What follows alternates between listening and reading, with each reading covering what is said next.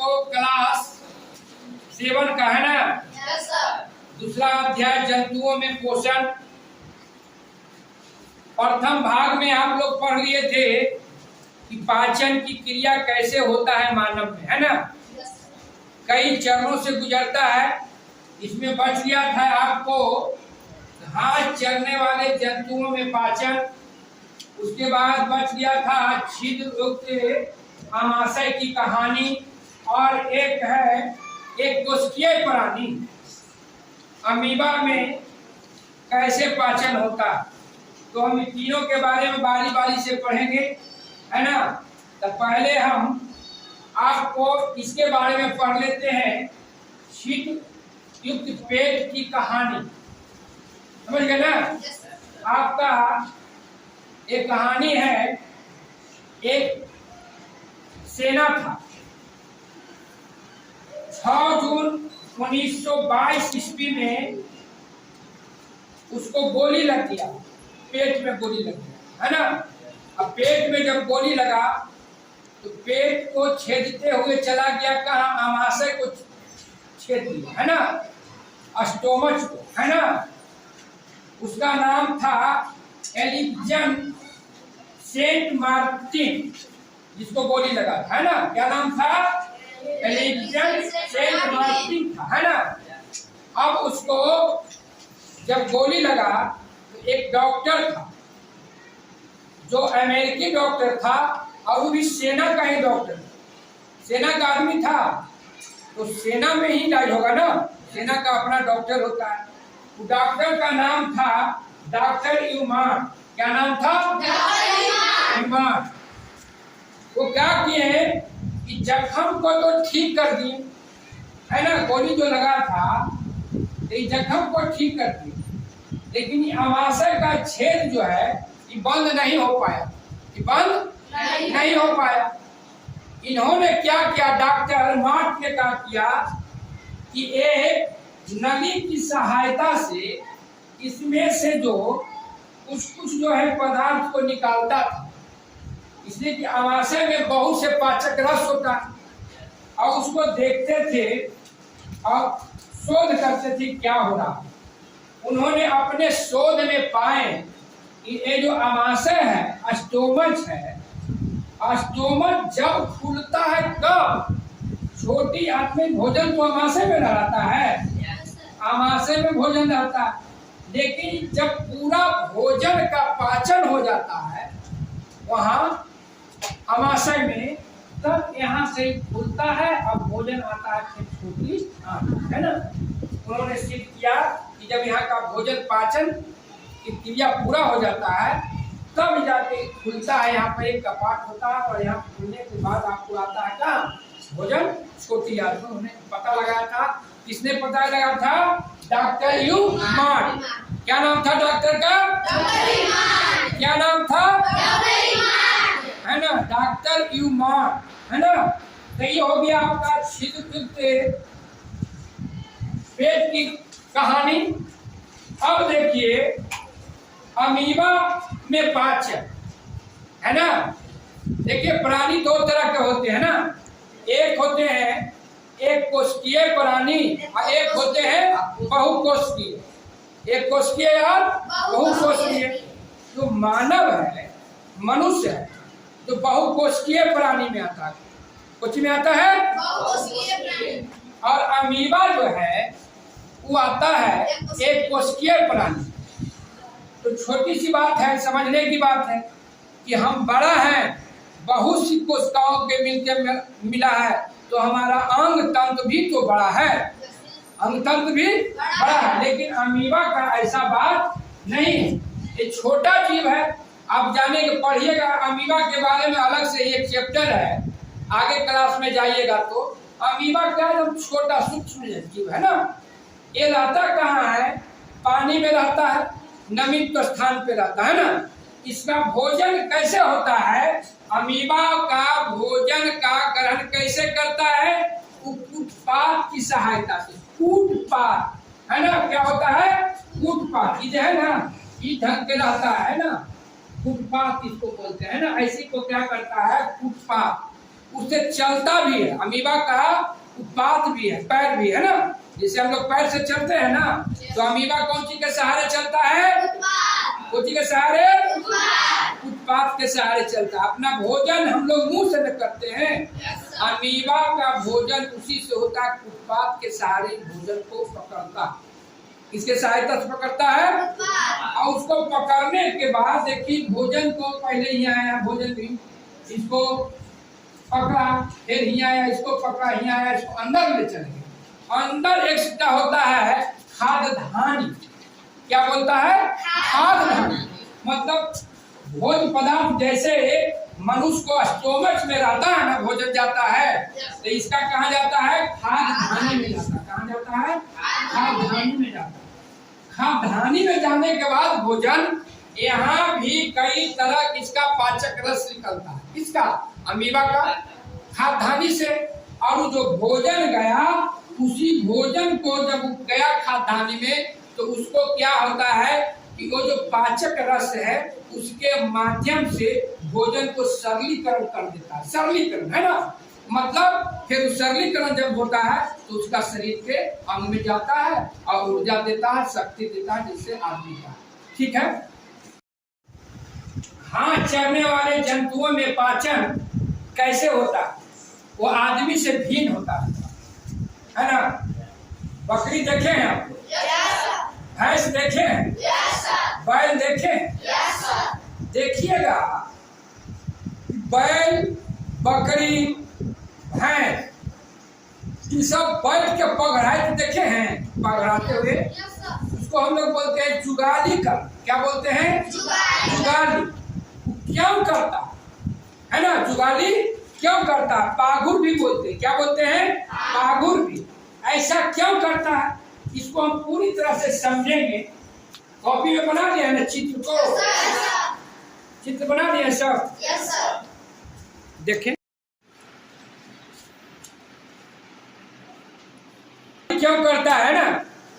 अब जब आप लोग चित्र बनानी है तो आपको समझने में आसान रहेगा। देखिए, गाय हो चाहे बकरी हो चाहे भैंस, है ना, ये लोग क्या खाता है? घास। क्या खाता है? घास, है ना, घास खाता है। और घास में एक तरह का पाया जाता है सेलुलोज। क्या पाया जाता है? क्या पाया जाता है? सेलुलोज। वो भी एक तरह का कार्बोहाइड्रेट। क्या है? वो भी एक तरह का क्या है? कार्बोहाइड्रेट है। जैसे शरीर को ऊर्जा और शक्ति देता है ना कार्बोहाइड्रेट, तो वो जो है घास में पाया जाता है सेलुलोज। वो मनुष्य में पाचन नहीं होता। मनुष्य में पाचन नहीं होता। मनुष्य भी जो हम लोग हरे साग सब्जी सलाद लेते हैं ना, वो क्या रहता है? सेलुलोज रहता है ना। लेकिन मनुष्य में वो पाचन नहीं होता। वो पाचन जानवर में ही होता है। ऐसा क्यों? उसी चीज को तो देखना है।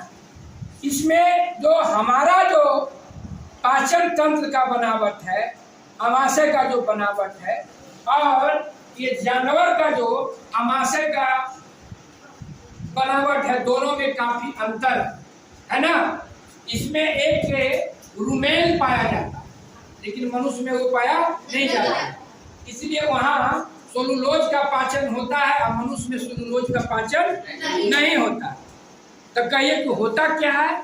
आप पढ़े होंगे जो रुक्षांश के रूप में हम खाते हैं, उस सेलुलोज जाता है और क्या करता है? स्थूल की मात्रा को बढ़ाता है ना। कब्ज वाला जो रोगी होते हैं, जिनको पैखाना साफ नहीं होता है ना, तो डॉक्टर ही जाइएगा तो कहेगा ना कि भात कम खाइए, रोटी कम खाइए और सलाद ज्यादा खाइए, है ना, ताकि आपका जो है कि पेट साफ हो, है ना। अब देखिए, एक जो घास खाती है गाय, है ना, घास खाती है।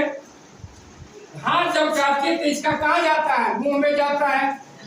मुंह में चिबाता है, पूरा नहीं, है ना, पूरा चिबाता नहीं। एक नाव बड़का वो चीज है जानवर जी। अच्छा बताइए, आदमी में भी बहुत सा तो ढेर सब खाता है, 20 रोटी, चाहे एक छिपा जो भात खाए, तो धीरे धीरे खाएगा तो उसको पेट भरेगा? बोलते नहीं है? तो कस के बोलिए ना। जो 20 रोटी खाने वाला आदमी है और धीरे धीरे धीरे चिबा के खाएगा तो पेट भरेगा? जानवर भी बड़ा प्राणी है ना, बड़ा प्राणी है, बड़ा जंतु है। अब इसको अधिक भोजन की जरूरत है। इस भोजन को क्या करता है कि बिना चिबाए हुए भी इस भोजन को क्या करता है, निगलते जाता है। अब निगल के कहाँ ले आता है? प्रथम कक्ष में। आमाशय 4 भाग में बटा हुआ है। इसका आमाशय कै भाग में बटा हुआ है? जानवर का आमाशय कै भाग में बटा हुआ है? तो यहाँ से भोजन जो है इसका डायरेक्ट कहाँ चलाता है? प्रथम भाग में आता है। प्रथम भाग में है ना। वहां जब आता है तो कुछ पाचन का क्रिया हो जाता है। क्या हो जाता है? कुछ है ना। उसको रुमेल भी बोलते हैं, रुमेल भी है ना। और एक विशेष प्रकार का बैक्टीरिया पाया जाता है। एक विशेष प्रकार के वही बैक्टीरिया जो है इसको पाचन में, सेलुलोज के पाचन में क्या करता है? सहायता करता है। क्या करता है? सहायता करता है। वहां से फिर आपको जो भोजन है फिर कहा जाता है द्वितीय कक्ष में जाता है। आमाशय के द्वितीय कक्ष में, ठीक ना। द्वितीय कक्ष में यहाँ चले आया, यहाँ से आपको यहाँ चला, द्वितीय कक्ष में चला। द्वितीय कक्ष से फिर भोजन कहाँ चला गया? तृतीय कक्ष में, है ना। और तृतीय कक्ष से फिर भोजन कहाँ आता है? मुंह में आता है। कहाँ आता है? मुंह में लाता है। कहाँ लाता है? मुंह में। और वही जो है आपको पकड़ाता है, चिबाता है भोजन को। फिर से जो पेट में अंदर भोजन को रख लिया था ना, उसको फिर से बाहर ला के और फिर मुंह में पीसने की क्रिया करता है। पूरा महीन करेगा। नहीं कहते देहात में कि पूरा महीन करता है भोजन को। और फिर भोजन जो है कि वहाँ आमाशय में जाता है और फिर आमाशय से वहां से जाने के बाद जो है भोजन आपको बाहर निकल जाता है ना। इसका भी जो है मल द्वार का भोजन बाहर निकल जाता है। आप वो कहावत सुने हैं ना देहात में कि भैंस के आगे बीन बजा। भैंस के आगे बीन बजा। अब बैठे भैंस पकड़ा, अब वो अपना आप कुछ कहिए उसे, उसको मतलब नहीं। वो तो बेचारा अपना खाने और पचाने के धुन में लगा हुआ है। कापी कलम निकाल लीजिए।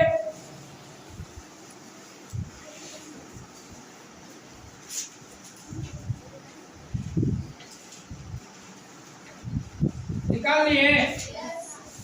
चलिए पहले आपको जो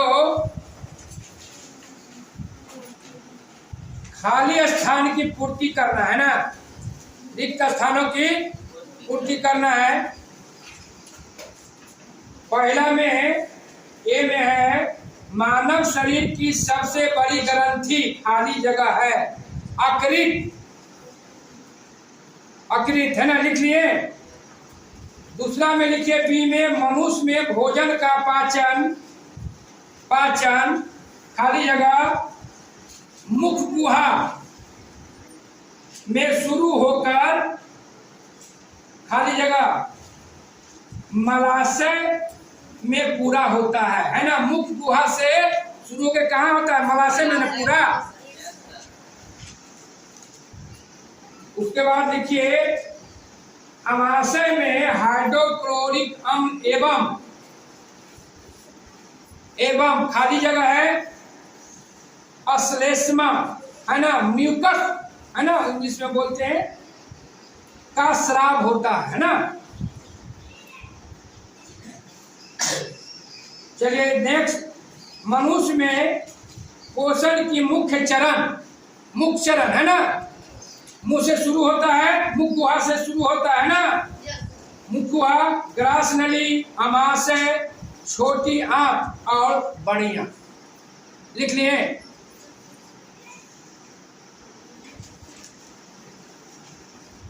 ऐसे हम दोहरा दे रहे हैं है ना।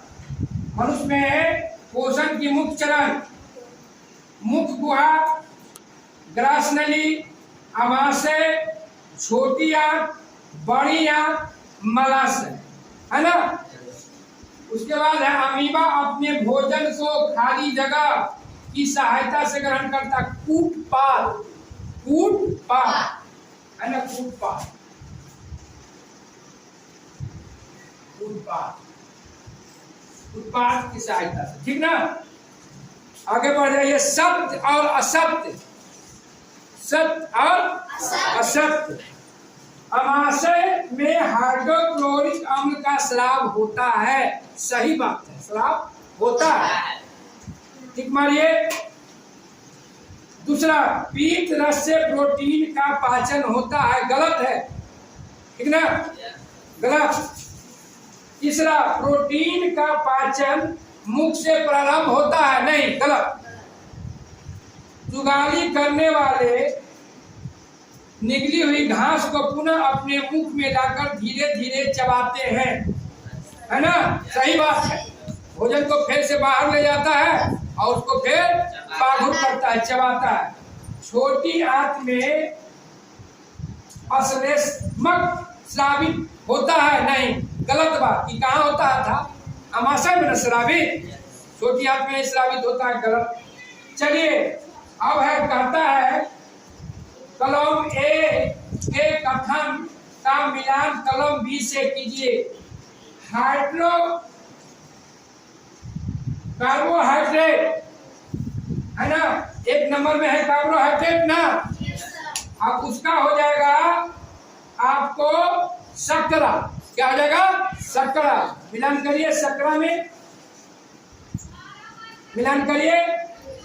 उसके बाद प्रोटीन, प्रोटीन, प्रोटीन के लिख लीजिए एमिनो अम्ल। प्रोटीन को क्या लिख लिए? एमिनो अम्ल। वसा, वसा को लीजिए वसा अम्ल एवं ग्लिसरॉल। मिलाइए, मिला लिए, 5 में मिलाइए। चलिए चौथा देखिए, पीत रस, पित्ताशय, पीत रस दूसरा में मिलाइए, पित्ताशय में। लार, लार को मिलाइए, 5 नंबर को ले जाइए 1 नंबर में, लार ग्रंथि, है ना, लार ग्रंथि से निकलता है, लार मिला दीजिए। अब है 5वां है, आहार नाल के किन किन भागों द्वारा ये कार्य होते हैं? किन किन? भोजन का चबाना, मुख गुहिका, मुख गुहा से भोजन को चबाते हैं, भोजन को चबाना, मुख गुहा। विषाणु नष्ट होना, अमाशय में, कहाँ होता है? अमाशय में, अमाशय में विषाणु नष्ट, है ना। उपयोगी पदार्थों का अवशोषण, उपयोगी पदार्थ का अवशोषण, है ना, छोटी आंत और बड़ी आंत, छोटी आंत और ज्यादा हो जाता है छोटी आंत में ही, है ना, थोड़ा सा कुछ पानी नहीं बच जाता है तो उसका बड़ी आंत अवशोषण करता है ना। मल का मल का निकास, मलाशय, ठीक है। एक शब्द में उत्तर देना है, एक शब्द में। मानव शरीर में पाए जाने वाले कठोरतम पदार्थ, इनामेल, है ना, क्या है? इनामेल, इनामेल लिख लिए। पचे भोजन का अवशोषण करने वाले अंगुली जैसी संरचना को क्या कहते हैं? दीर्घरोम। क्या कहते हैं? है ना, उसका एक नाम और है रसागुल। चलिए, घास खाने वाले जंतु में सेलुलोज का पाचन का स्थान है रुमेन, है ना, कहाँ? रुमेन में होता है, रुमेन में, है ना, पाचन स्थान क्या है? रुमेन। अब है अमीबा में भोजन का पाचन का स्थान क्या है? खाद्यानि। क्या है? खाद्यानि, है ना, खाद्यानि। अब 5वां लिखिए, भोजन के अवयवों से उपयोगी पदार्थ संश्लेषण की क्रिया को कहते हैं जटिल क्रिया। जटिल लिखिए, जटिल, है ना, जटिल क्रिया होता है ना, जटिल।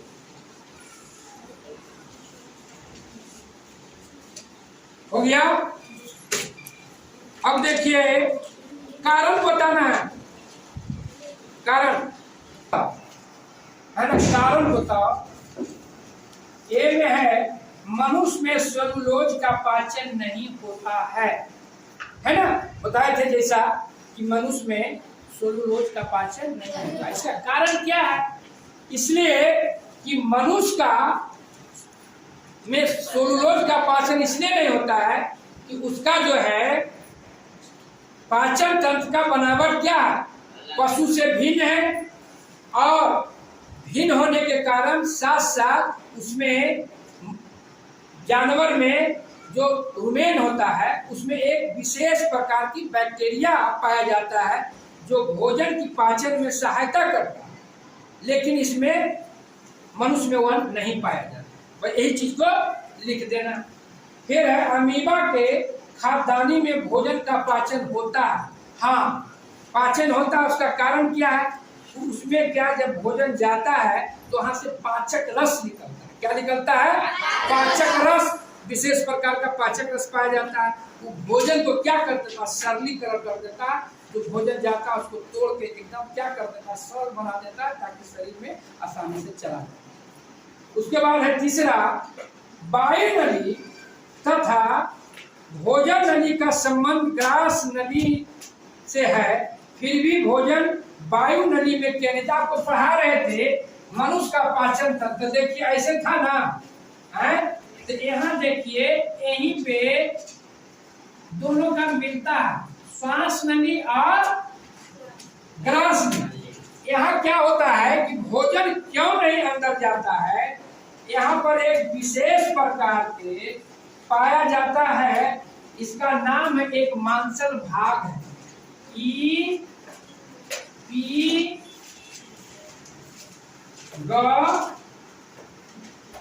लोटिस, इपीग्लोटिस करके एक मांसल भाग पाया जाता है। पाया जाता है इपीग्लोटिस। क्या पाया जाता है? इपीग्लोटिस। तो यहाँ क्या करता है कि जैसी भोजन यहाँ से मुंह से चिबाया ना, अंदर जब जाएगा के बात आया तो ग्रास नली और वहां पे श्वास नली दोनों एक ही जगह से ऐसे होता है। वहां पर क्या करता है, इपीग्लोटस जो ग्रंथि है वो क्या करता है, श्वास नली को बंद कर देता है, श्वास नली को बंद कर देता है, और भोजन चला जाता है वहां से कहाँ, आमाशय में चला जाता है। अगर कभी कभी देखते हैं उसमें जल्दीबाजी खाइएगा तो भोजन का छोटा भी टुकड़ा कभी श्वास नली में जब जाता है तो ही देखते हैं कि आप लोग को हिचकी आने लगा, है ना, जिसको कहते हैं गारा लग, वो नहीं होता है कि भोजन तो नहीं निकलाया, और साथ साथ अगर चला जाएगा सांस लेनी तो मरने का भी खतरा। जिससे कहता है खाना जब खाना चाहिए तो बात नहीं करना चाहिए, खाना में पूरी तरह ध्यान लगाना चाहिए और चिबा के खाना चाहिए। तो समझिए, लिख लीजिएगा। देखिए जहाँ और दिक्कत होगा उसमें हम बताएंगे। कहा जाता है कि विद्यार्थी यथासंभव अपने शब्दों में उत्तर दे, अपने शब्दों में उत्तर दे, ये नहीं कि यूनिक वाला केस वाला। तो ये बता दी है आपको, आप लिखिएगा, फिर इसको सब कॉपी के देखेंगे। इसके बाद आपको जहाँ परेशानी होगा तो फिर उसमें हम आपको बताएंगे। अब एक चीज और है कि मनुष्य के पाचन तंत्र का नामांकित चित्र बनाइए। तो आप लोग को जिस दिन बोर्ड पे बनाए थे पाचन तंत्र का, तो आपको उसको एक बड़े चार्ट पेपर पे बना के लाइएगा, जिसका बढ़िया होगा और उसे उस ढंग से आपका विज्ञान कक्ष में लग जाएगा, ठीक ना। तो आप चार्ट लीजिए, बनाइए।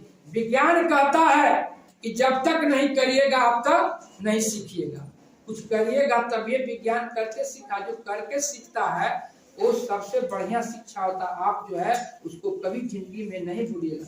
जब एक बार आप पाचन तंत्र का अगर सचित्र वर्णन कर देते हैं तो जिंदगी भर आपको जो है क्या दिमाग से कभी बाहर नहीं जाएगा। तो ठीक है, आज इतने पे समाप्त।